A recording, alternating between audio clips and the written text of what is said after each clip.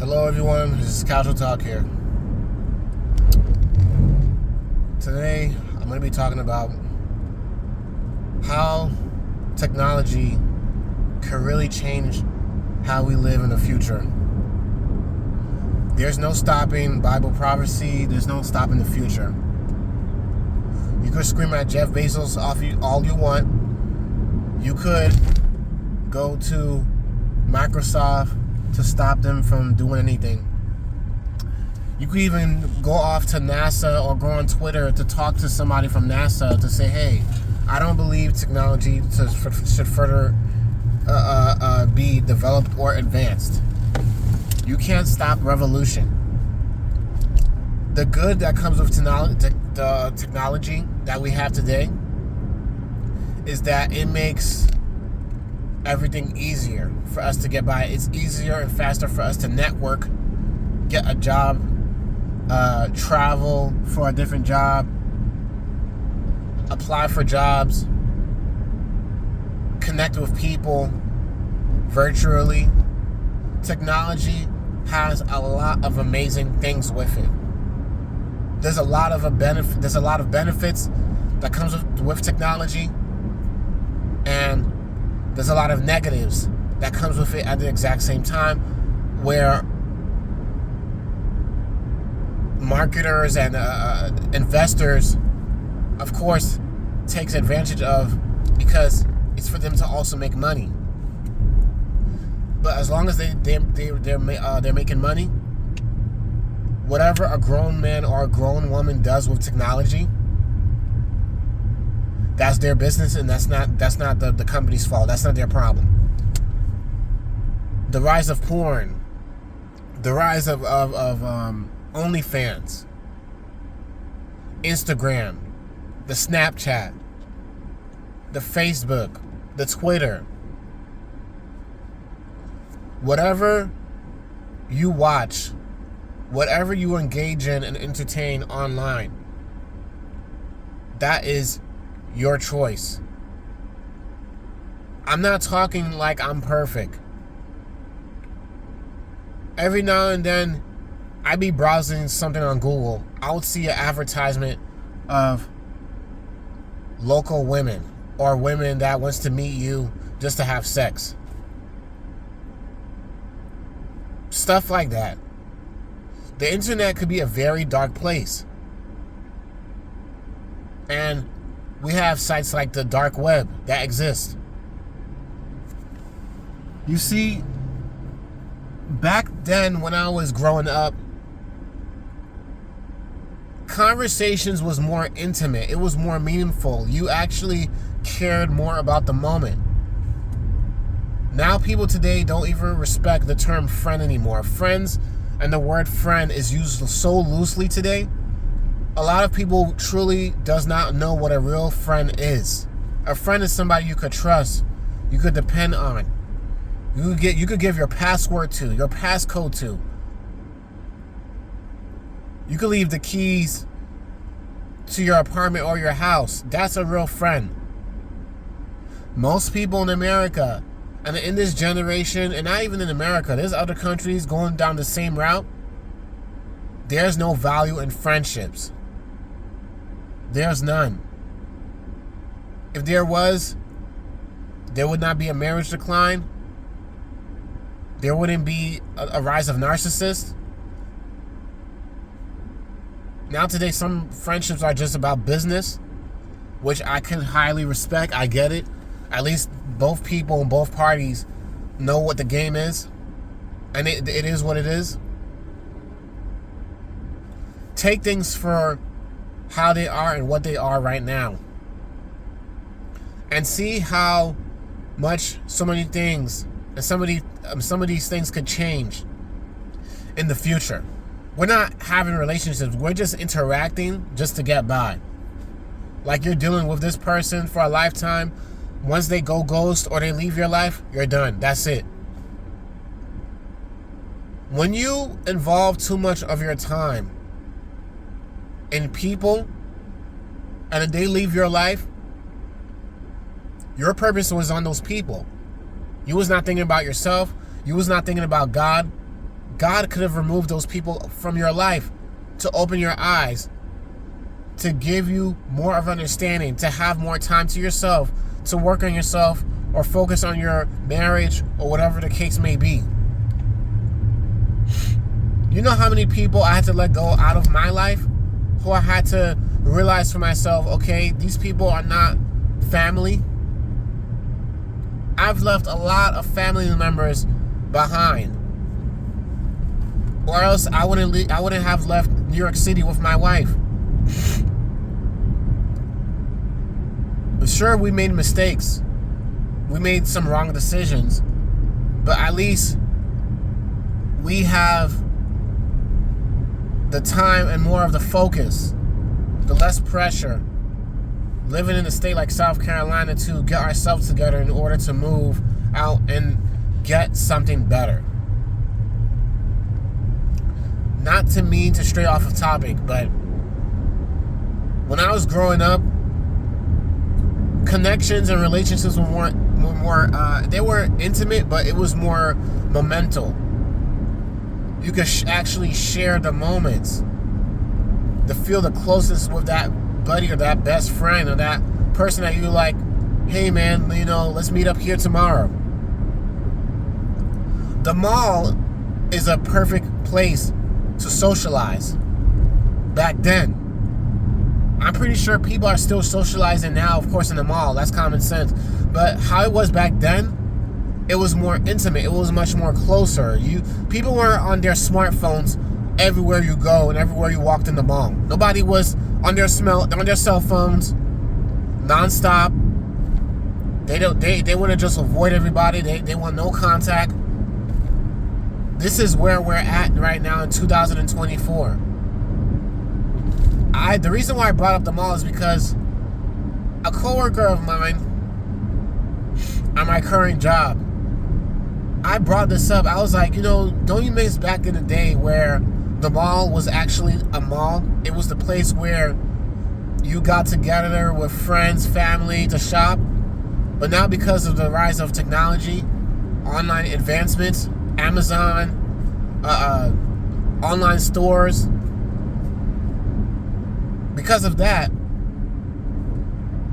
the way the malls work has shifted.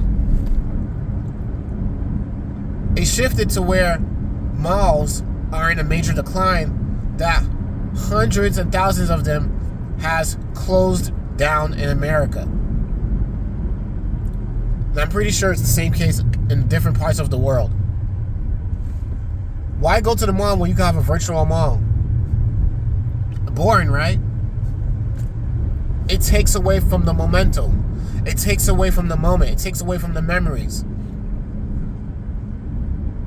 What moment are you cherishing when you're just online shopping? You're not going anywhere. Sure, you could go. You could stay home. I get that, right? But even with Netflix, even with so many apps and platforms that you could watch with a click of a button on your TV, HBO Stars, HBO Max, Hulu, Crunchyroll. There's so many online streaming platforms where, yes, it's convenient, but at the exact same time, it now shifted from movie theaters.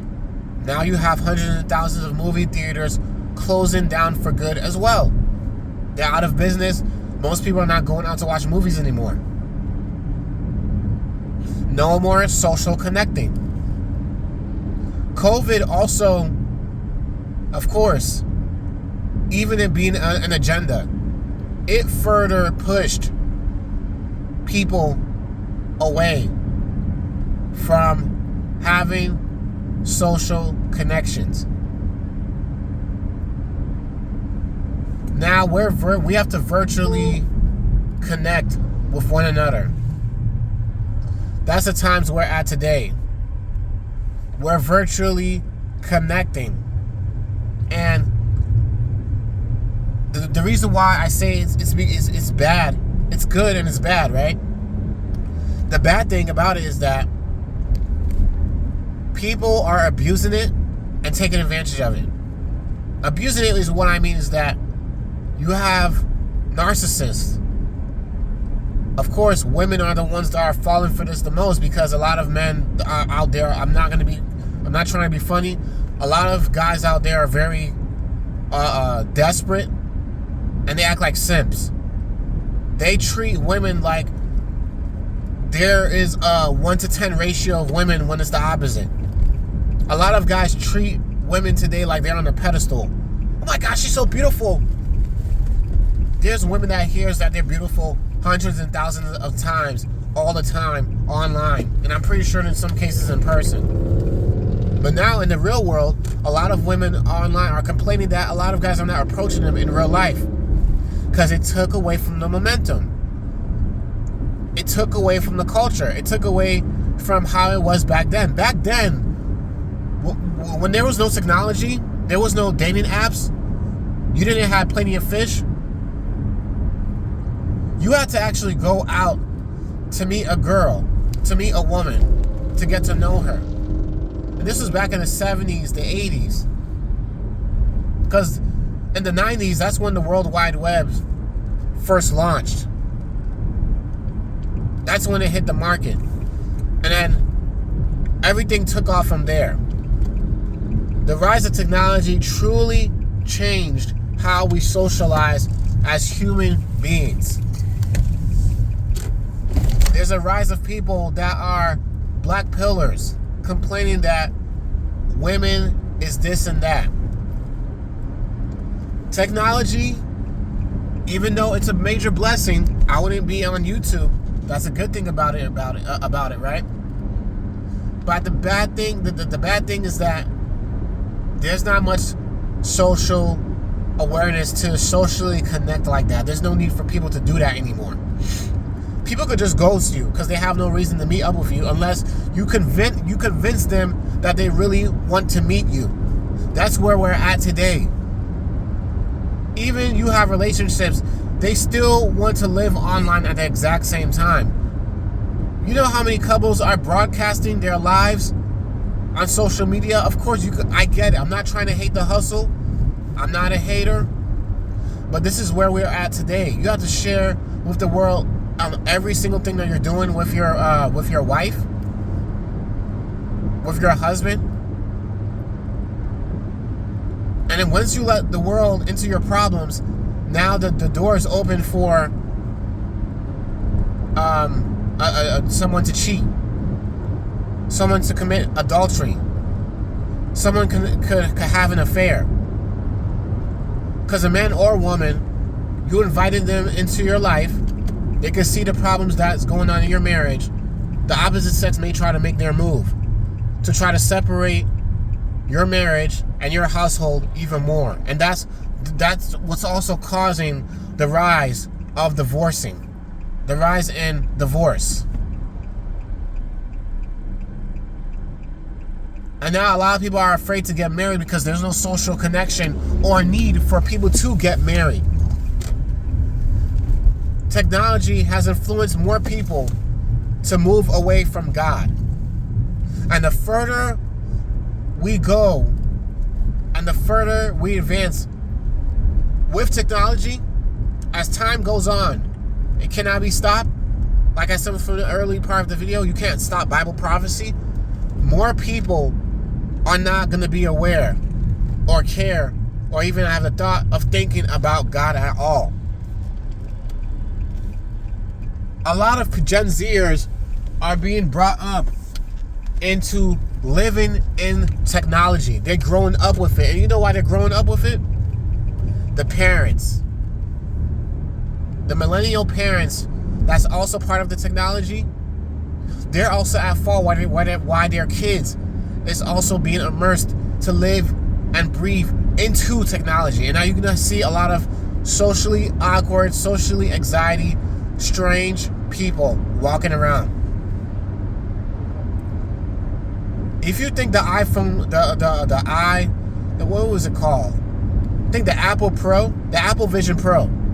If you think the Apple Vision Pro is bad and it's just the start, 20, 30, 40, 50 years from now, I'm not going to be surprised if there's mock-ups or knockoffs, and it becomes mainstream to where it's just normal for people to go out with their Vision Pro on, browse the web, and talk to people like that. Oh, I don't got the time to meet up with this person. Why do I have to meet up with you? I see videos of people dating now to just go out to eat. Just like that one video of that chick, that Asian chick, that said that somehow she claimed that she dated for 2 years. She went 2 years straight dating so many simps, so many gullible men, and men who didn't even know no better. Didn't know they were going to get played. 2 years dating different men. 6 dates a week so she could save on groceries. I looked at I went on, I actually ended up opening a TikTok to see the original TikTok post and the video, right? I looked down at the comments. It is so horribly disgusting to see that there are so many people that are now, nobody's criticizing her.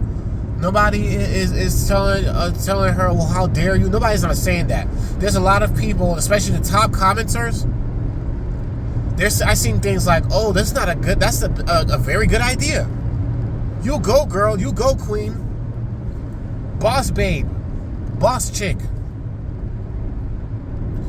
This girl went viral. So now, you're going to have millions and millions of more women that's going to go back on the dating market and continue to use men for free dinner dates. And those men are going to never hear from these same chicks ever again. That's where the dating is at today. That's why another part of the reason why so many people are complaining. Just like what I brought up with the mall example.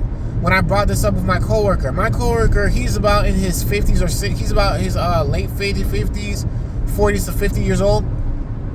And he said it.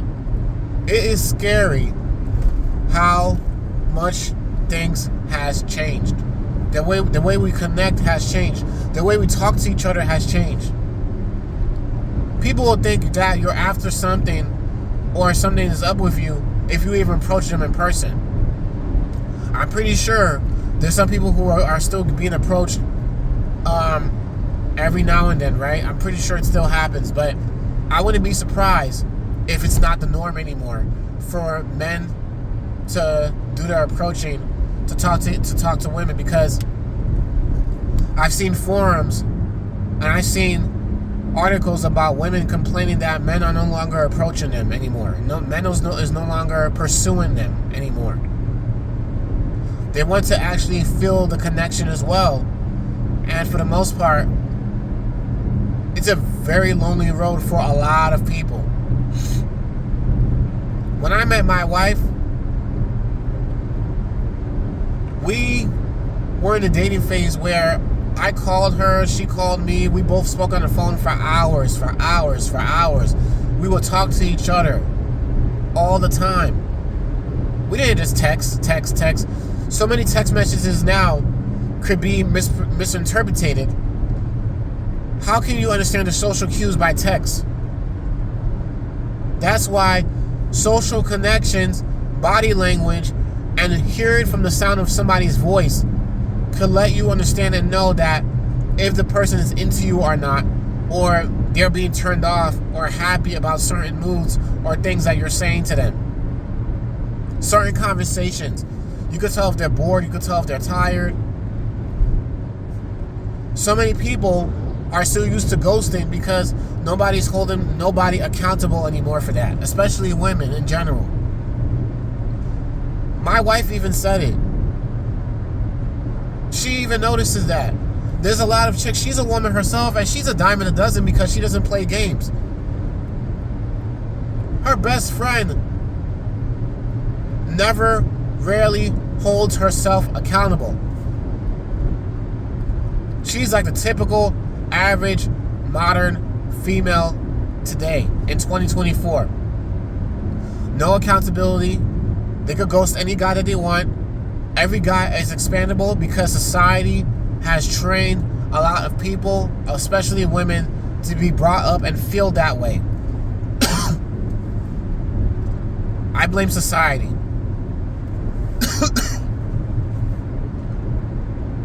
It's gonna get worse in the future. So I gotta say, casual talk here. Peace out. Let me know what you think.